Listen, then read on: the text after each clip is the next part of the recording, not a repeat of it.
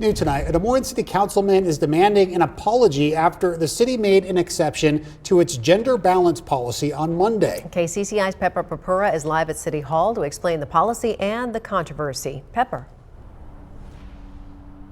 Stacey, the state did away with its requirement that all appointed city boards, commissions, or councils have to have a roughly equal number of men and women on them.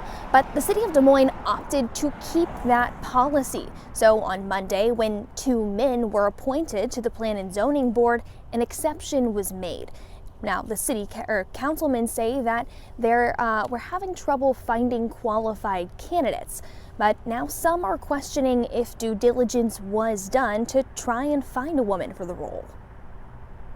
I'm not going to vote to violate our ordinance. I think this is a violation. We're following the process that's been in place since I've been here for 12 years. Monday night, Councilman Joe Gatto and Mike Simonson each appointed a person to the Plan and Zoning Commission.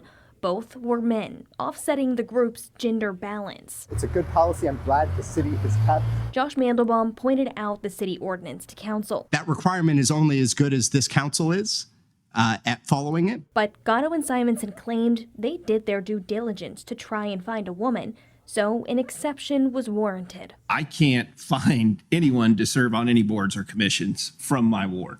I mean, I struggle. And I have gone through those lists, and I did identify one person that we are going to be voting on tonight through that list. Both appointments passed. Mandelbaum and Rob Barron voted against Gatto's appointment.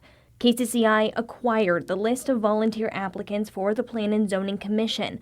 34 people are listed, including 12 women whom I called. 11 responded, saying no one from the city ever followed up about their application. It's pretty disappointing. Magdalena Aravina applied in December.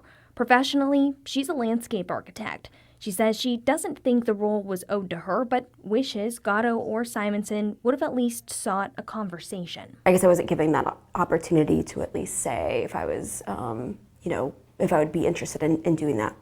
Right now. Now, Mandelbaum is demanding an apology to the women he says were overlooked. I think Councilmember Gatto owes those women an apology, and he owes the rest of the council an apology for claiming to have done his due diligence and not. And KCCI requested interviews with Gatto and Simonson.